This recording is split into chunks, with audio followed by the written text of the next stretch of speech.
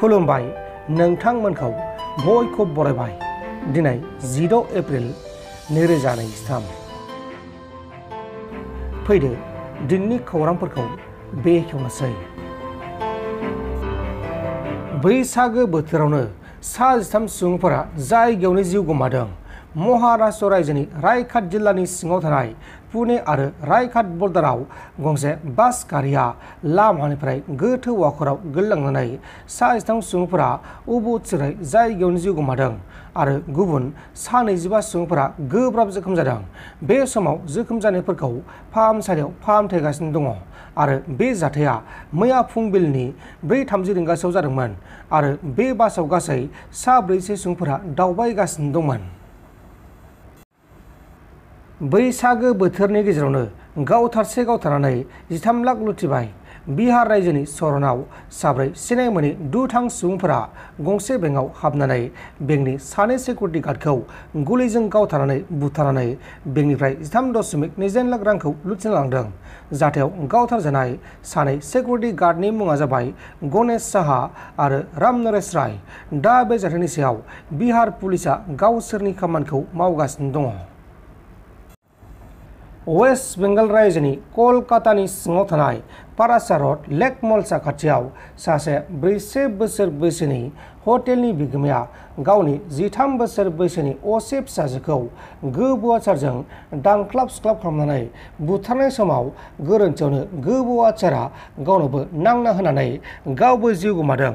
थैनाय मानसिनि नखरनि मानसिफोरा बुंनाय बायदिब्ला गावनि फिसाया ड्राग्स आरो जौनि फाग्लामोन आरो जाथायखौ खालामनायनि सिगां बियो गावनि बिसि आरो फिसाजोजों नांलाय खमलाय खालामदोंमोन। बिनि उनाव गावनि गुबुन सासे फिसाजोखौ बुथारनाय समाव बे जाथाया जादों।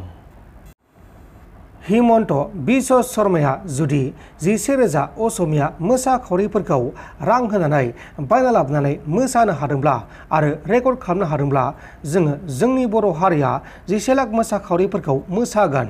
बिथांमोना आसामाव थानाय गुबुन गुबुन हारिफोरखौ नेवसिनानै बेबायदि खालामनाया मोजां जायाखै होननानै गुवाहाटी नोगोरमानि बाथौ गौथुमनिफ्राय रोखा बुंथिदों। सुरु सजायै जालांनाय जा बैसागु बे बैसागुखौ लानानै आं फंनैसो एसे दुखु मोननायनि गेजेरजों फोरमायनो नागिरदों।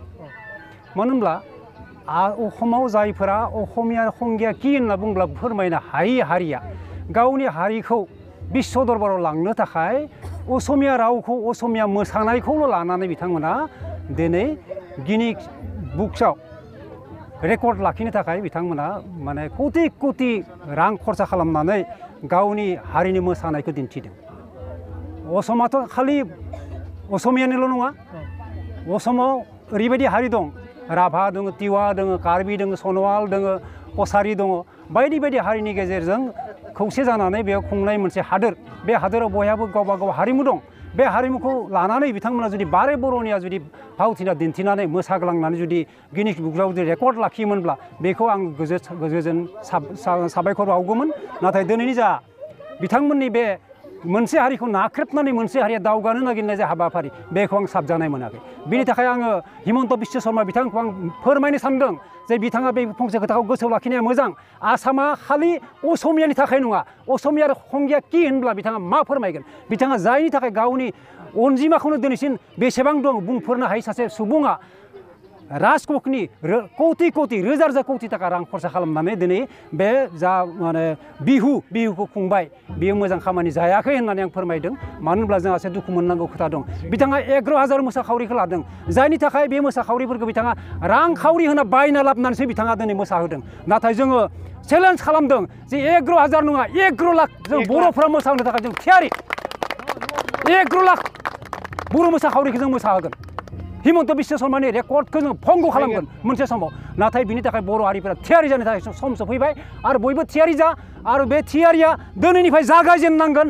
जय बर' हारिनि, जय बर' राव हारिनि, जय बर' हारिमुनि, जय रंजालि बैसागोनि, जय रंजालि बैसागोनि, जय गोदान बोसोरनि, जय गोदान बोसोरनि, जय। नोंथांमोन दासिमनि माखासे खौरांफोरा बेखिनिनोमोन। बेखिनिसिम नायनायनि थाखाय नोंथांमोननिसिम रोजा रोजा साबायखर। गोजोन्थों। एसेनोसै। जय बर' हारिनि।